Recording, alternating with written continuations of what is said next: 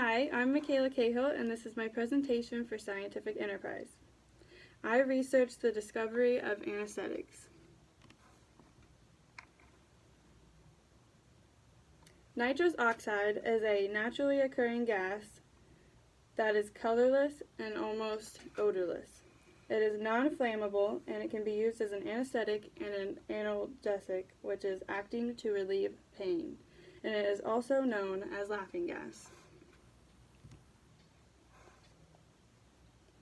Joseph Priestley was this English scientist that discovered nitrous oxide in 1772. He heated ammonium nitrate in the presence of iron fillings and passed the gas that came off through water to remove toxic products. And he observed an interesting reaction. He thought that this gas could be used as a preserving agent, but this was false. Thomas Beddoes was born in 1760 and died in 1808. And he studied under Joseph Black, who was the scientist who found carbon dioxide. He went to Oxford, where he completed medical studies and taught chemistry from 1789 to 1792. He became interested by the discovery of different gases and set up a clinic to investigate the potential of these gases in medicine. He believed in the idea that inhalation of different kinds of gases might have a wide variety of therapeutic applications.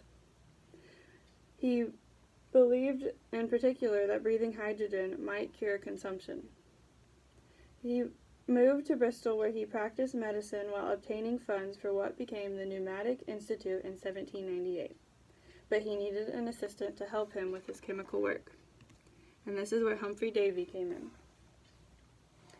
Davy was Beddoes' assistant, and he was born in 1778. His father was a woodcarver and a farmer, and his mother ran a milliner's shop. Due to the financial strains from these careers, he went to live with his grandfather, who was his mother's adoptive father. In the winter of 1797 and 8 was a turning point in Davy's life. He was inspired by Lavioise's book, and at this time in his life, his father had passed, and in an attempt to make ends meet, his mom had taken in a lodger. This lodger suffered from tuberculosis and was sent to their town for the mild climate. This man's name was Gregory Watt, and he studied chemistry. Davy and Watt soon became friends, and Davy met Thomas Beddoes through Watt through their work of heat and light. Davy carried out experiments with the gas now known as nitrous oxide. He began by emptying his lungs as far as possible and breathed in 4 quarts of nitrous oxide from a silk bag. He discovered the intoxicating properties of nitrous oxide, which is also known as laughing gas. He discovered that the gas lessened the pain from the wisdom tooth discomfort, and he wrote a book about nitrous oxide after carrying out an intensive study of the chemical properties of gas and the physiological properties of the gas. And he was quoted saying that it may probably be used with advantage during surgical operations. Horace Wells was an American dentist, and he was the first to use laughing gas during a tooth extraction on himself. He had an impacted molar and inhaled nitrous oxide. This was a success, so he tried it on his patients. He later proposed to a nearby medical school that this substance could be used in medicine. He conducted an experiment for proof and failed. He failed because the patient groaned and felt the pain, because the nitrous oxide had not taken away the pain as he thought. Ether is a small organic molecule, and it is the product of the action of sulfuric acid on alcohol. It was created in 1275 by Raymundus Lullius, who was a Spanish chemist.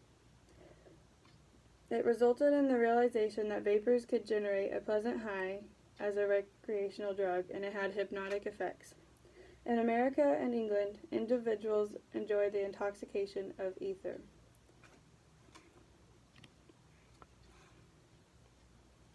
Thomas Green Morton was born in 1819 and died in 1868. He was a dentist who used ether on animals. He soon approached the chief surgeon at the Massachusetts General Hospital to use ether on humans.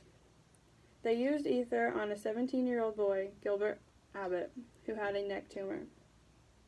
For the first time, ether was used to accomplish a surgery through an inhalator device to inhale ether.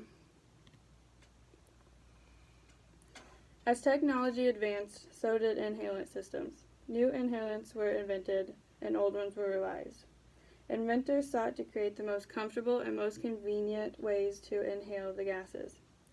Some of these types were the Codman ether inhaler, the Codman nitrous oxide inhaler, the Ormsby inhaler, the Alice inhaler, the drip inhaler, and the Junkers inhaler, which is shown right here. The endotracheal anesthesia was where they put the patient to sleep with an intravenous anesthesia, then use a topical spray on the vocal cords to avoid spasm, and slip a tube into the windpipe for breathing. The impact of anesthesia and these gases is that anesthesia is used in surgeries worldwide today. The gases and the scientists that studied them led to this important surgical and scientific tool. Nitrous oxide is still used today in combination with other ingredients for anesthesia. General anesthesia is given through inhalation products and IV systems. And these are the sources I use. Thank you.